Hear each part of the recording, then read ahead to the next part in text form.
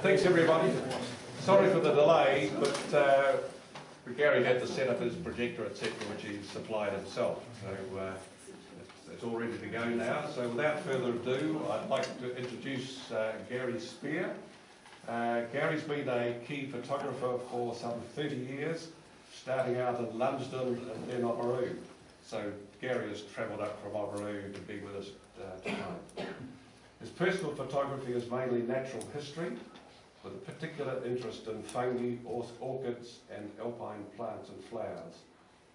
On a professional level, Gary has been a wedding photographer for 22 years, has been a keen participant in salons, including many overseas competitions, culminating in the award of Master Photography with FIAP. Gary's also a member or a fellow of the Photographic Society in New Zealand and is at present a member of the Honours Board for PSNZ and has been involved in judging for many years. So I'd like for you to extend a warm welcome to Gary. Thank you, Rob. That I've worked on for many years. I'm going to approach it from a basic level to start with, for those of you that might want to have a dabble in macro photography but don't want to spend a lot of money. And then I'll move on to the more serious gear, which I know some of you already own. And judging from the comments earlier this evening, at the beginning of the evening, you're obviously going to do a special program on close-up photography using macro lenses, etc. So this will be a good follow-on from that. Please ask questions as I move through. I'm going to stop each image and comment on particular aspects of the image to illustrate the points that I'll make during the presentation. So please feel free to fire questions at me as we go along. I'll be stopping and stuff.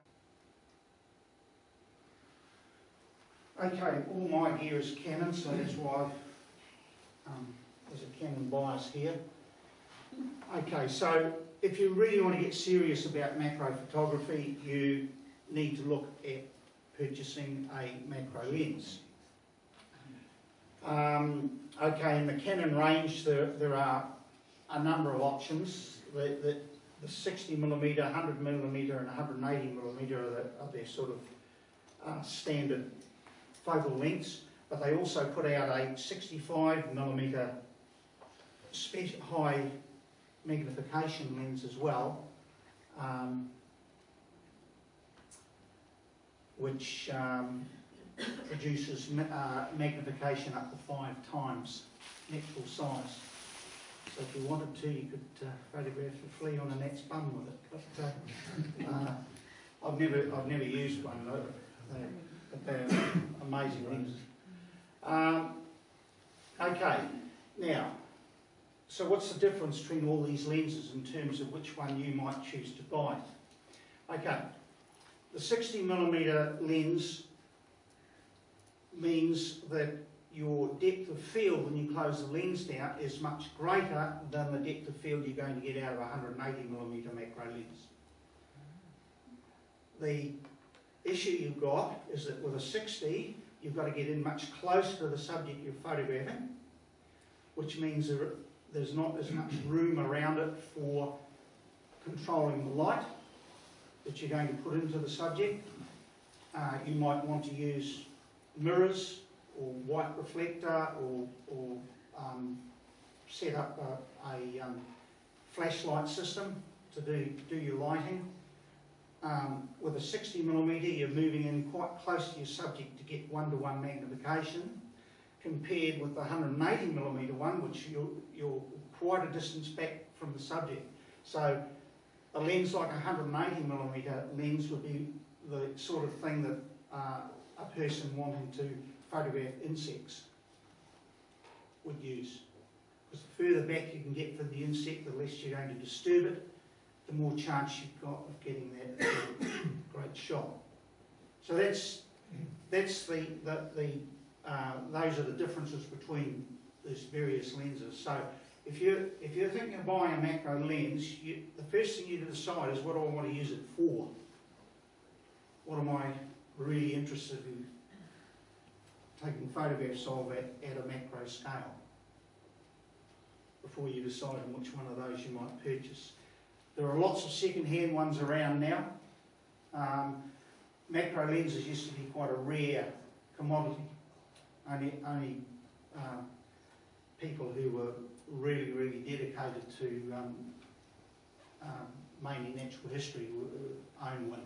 But now there are a lot of people that own macro lenses. So, because of course a lens like the 100mm one makes a very good portrait lens as well.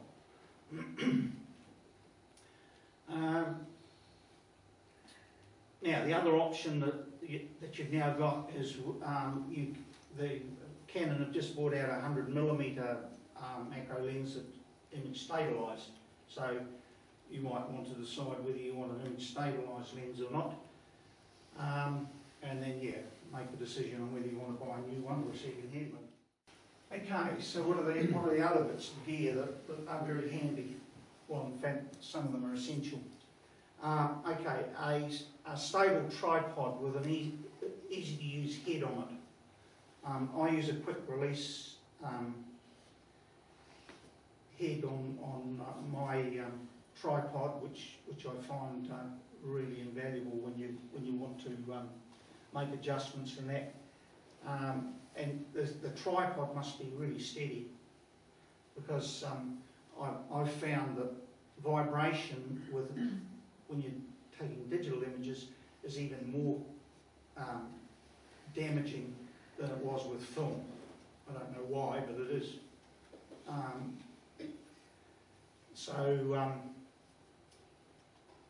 That's what you're up against, removing vibration.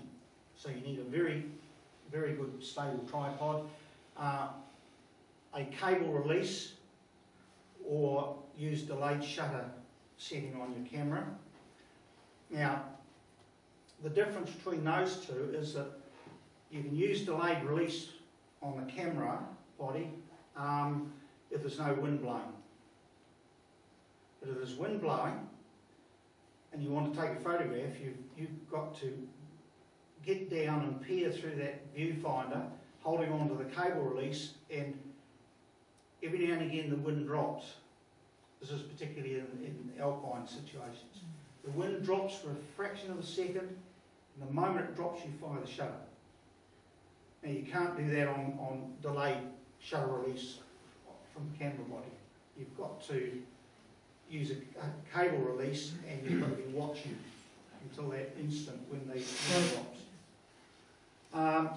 Okay, you'll no doubt use mirrors and other reflecting material to push light into your subject. I particularly like using backlighting, and something like a mirror is ideal for that. Okay, if you want to photograph insects, they can be photographed using natural light, but you've got to be lucky. You've got more chance of getting what you want by using a specialised flash gun system. I have a Canon system that mounts on the front of the macro lens with two little flash heads that you can move around. You can change the angles on them. You can change the power output on each one independently. So that's the sort of thing you might use for photographing insects. And the last thing that you really need is a camera body where you can lock the mirror up, because the mirror slap when you fire the shutter creates a vibration, and that vibration will show up in your image. It won't be sharp. So you've got to sort that problem out by locking the mirror up first before you take your